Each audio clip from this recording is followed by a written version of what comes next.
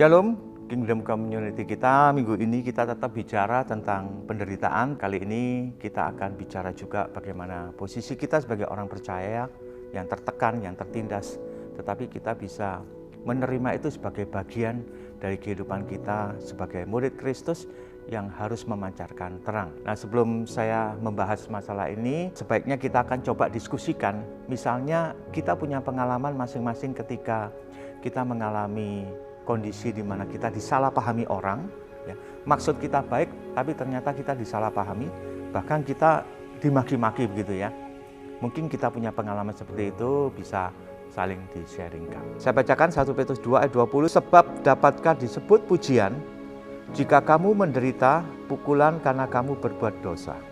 Tetapi jika kamu berbuat baik dan karena itu kamu harus menderita, maka itu adalah kasih karunia pada Allah. Kita melihat bagaimana surat Petrus ini ditujukan kepada para pendatang, orang-orang yang sudah percaya kepada Kristus.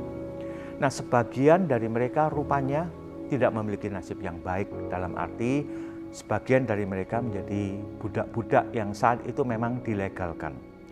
Jadi kondisi orang Kristen menjadi budak-budak dan mereka harus mengalami masalah-masalah berat, diperlakukan tidak adil, dianiaya, mengalami hal-hal yang tidak menyenangkan. Di situ Petrus memberikan kunci penting bagaimana menghadapi semuanya itu.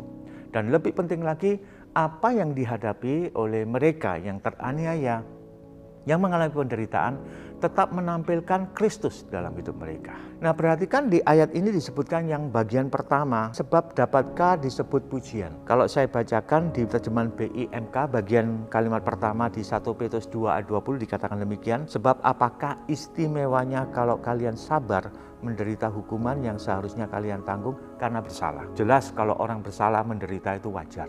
Jelas kalau orang melakukan kekeliruan lalu mendapatkan aniaya, itu hal yang biasa. Tetapi kalau kita melakukan kebenaran, kalau kita justru menampilkan kecemerlangan karakter kita, tapi kita tetap teraniaya, maka itu disebutkan sebagai kasih karunia.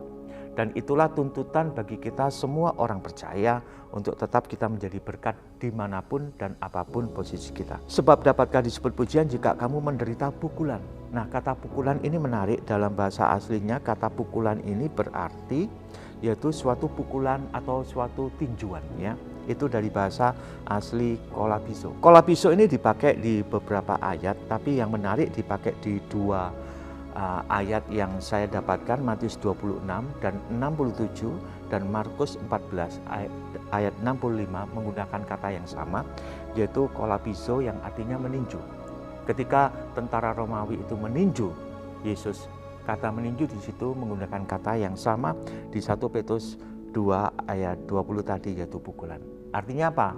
Artinya Petrus membawa kembali ingatan kepada mereka yang teraniaya untuk menjelaskan Yesus pun dia dipukul. Yesus pun dia ditinju. Yesus pun mengalami aniaya. Yesus pun mengalami penderitaan. Tetapi respon yang dilakukan oleh Tuhan, dia memang tidak membalas. Dia tidak melakukan suatu tuntutan seperti hukum yang berkata mata ganti mata, gigi ganti gigi. Ya, karena natur manusia memang biasanya selalu ingin membalas jika disakiti. Tetapi dalam hal ini, kualitas kekristenan harus berbeda. Jadi Tuhan menginginkan kita memiliki karakter seperti Dia. Itulah yang ditujukan surat Petrus kepada jemaat-jemaat yang khususnya mereka sebagai hamba. Tetapi jika kamu berbuat baik dan karena itu kamu harus menderita, maka itu adalah kasih karunia pada Allah. Indah bukan? Ketika tidak seharusnya kita menderita, kita tidak melawan, kita tidak melakukan kejahatan bagi orang-orang yang menganiaya kita, tapi justru kita berbuat baik. Itu adalah kasih karunia. Lihat bagaimana ketika Petrus menulis surat ini ditujukan kepada para hamba, kepada para budak. Nah, kita lihat kondisi para budak pada zaman itu sungguh mengerikan. Mereka tidak punya hak atas hidup mereka selalu teraniaya, mereka selalu menderita, mereka diperlakukan semenang-menang. Kalaupun tuannya bahkan membunuh mereka, tidak ada tuntutan hukum. Jadi begitu sengsaranya mereka, dalam kondisi seperti ini, Petrus tetap menjelaskan untuk supaya mereka menampilkan karakter Kristus. Berat, Makanya dikatakan kalau kita bisa melakukan dan mereka bisa melakukan, maka itu adalah kasih karunia. Nah, kasih karunia di sini adalah kemampuan dari Allah yang diberikan kepada kita untuk kita tetap bisa berbuat baik kepada orang yang berbuat jahat kepada kita. Itulah kasih karunia. Jadi kemampuan itu tidak lagi dari diri kita, tetapi kemampuan itu adalah dari Allah diberikan kepada kita untuk kita dimampukan menjadi serupa dengan Kristus dari hari ke hari.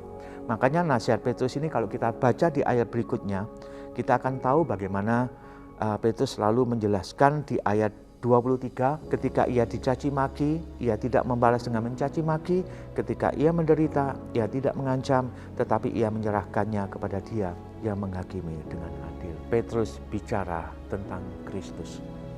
Tidak membalas caci maki, tidak membalas ketidakadilan, tidak membalas kejahatan. Tapi yang Petrus lakukan adalah menyerahkan Dia. Siapa? Yaitu Allah yang menghakimi dengan adil. Biarlah kita semua juga memiliki sikap seperti ini. Sekalipun kita tertindas, teraniaya, diperlakukan tidak adil, biarlah kiranya kasih karunia Tuhan memampukan kita untuk kita tetap melakukan kebenaran, mengasihi, mengampuni, dan membagikan kasih Kristus buat mereka semua. Mari kita berdoa. Tuhan, terima kasih kalau pada hari ini kami bisa dengarkan pelajaran yang menarik yang Engkau ajarkan sendiri supaya kami bisa tetap berbuat baik.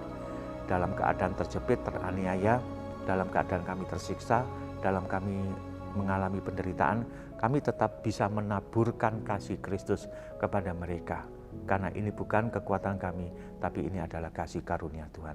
Kami bersyukur, terima kasih untuk anugerah-Mu yang luar biasa. Di dalam nama Tuhan Yesus. Haleluya. Amin. Tuhan Yesus memberkati kita semua.